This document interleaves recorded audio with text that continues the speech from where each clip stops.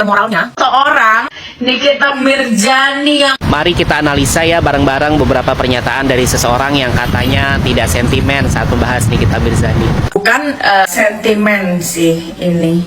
Beberapa orang bertanya, apakah boleh seorang terdakwa itu menjadi saksi di kasus orang lain? Pertama, mari kita luruskan ya bahwa status Nikita Mirzani saat menjadi saksi di sidangnya Iza Zega dan masih saat ini sebagai tersangka bukan terdakwa. Nah, ini penting banget untuk bisa kita bedakan ya guys, karena tersangka itu beda dengan terdakwa.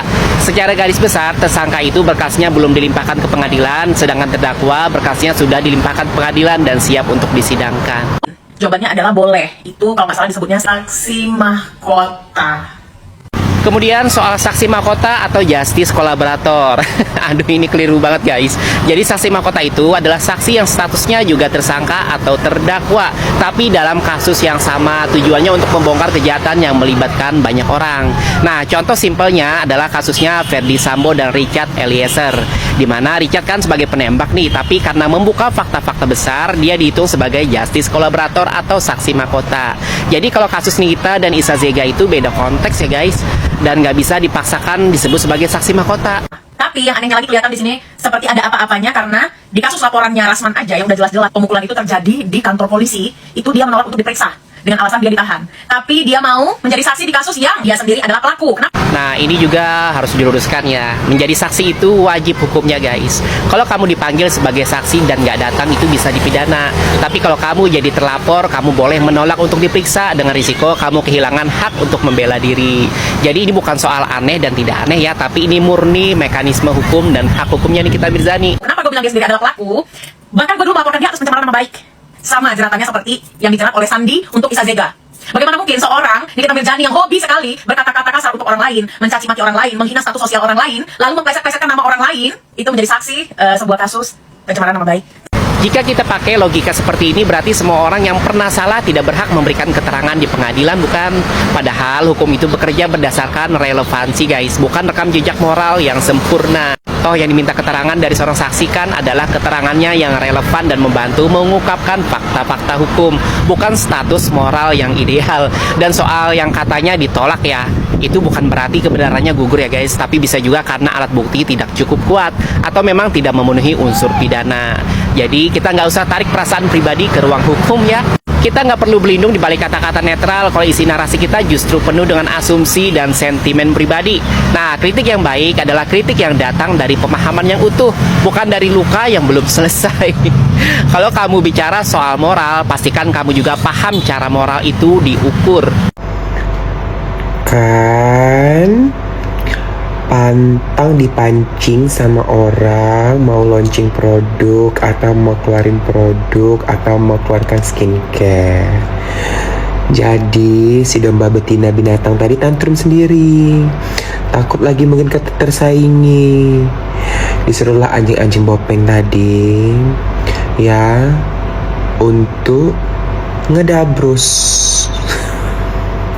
Rezeki udah diatur masing-masing, kenapa sih nggak bisa percaya dengan rezeki yang Tuhan kasih itu? Kenapa kok kayak harus mencak-mencak gitu?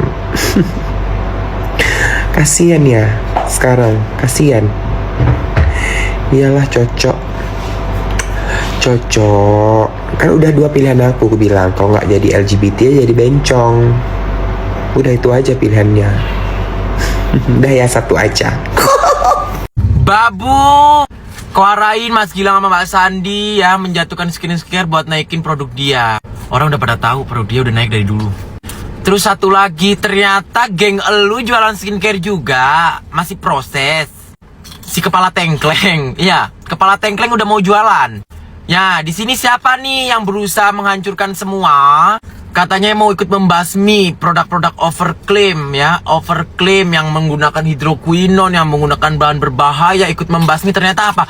Ikut bergabung dalam geng tersebut, geng-geng mafias. Ya. Hah? Udahlah babu, kalau lingkup lo suka menipu orang, mending tidur aja sama bos lu tuh, daripada capek-capek bilang sold out. Babu, babu, babu. Pui. Aku baru sempat pegang handphone, baru sempat lihat Instagram, banyak kalian yang DM nenek plastik kepak-ketik katanya. bilang aku pakai filter. Aku sih mendingan pakai filter nek, kan aku udah sering bilang aku mendingan menggunakan filter yang disiapkan oleh Instagram daripada aku bawa limbah plastik. Kalau dibalas kan kesel, nanti dia panas di sana. Tapi ya sudahlah, hiburan kalian sore hari ini ya.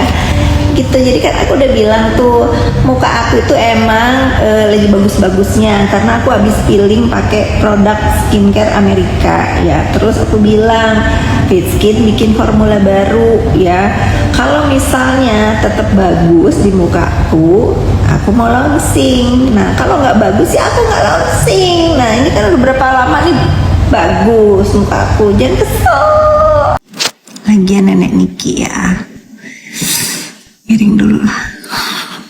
Aku nih nggak pakai filter nih nek sekarang karena aku mau pamer muka aku yang lagi sehat kulitnya. Kalau bagus sih enggak lah, banyak yang lebih bagus. Aku mengklaim sehat aja nih, kulit mukaku sehat.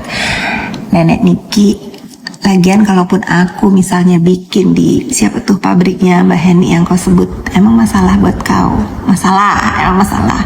Tapi sekarang belum. Kalau sekarang masih di Profesor Wong yang kau tahu juga siapa beliau.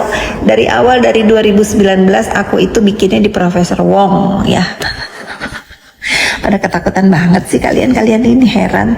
By the way nenek, aku lagi nemenin nih seharian nemenin fotografer dari majalah Gia. Katanya si majalah Gia itu kepengen moto rumah aku si orang miskin ini ya. Jangan marah. Lalu katanya beredar chattingan aku berantem sama suamiku. Aku sih nggak merasa ya pernah ada chattingan itu. Kurang sadis kalian ngarangnya. Coba ketik-ketiknya yang sempurna dong.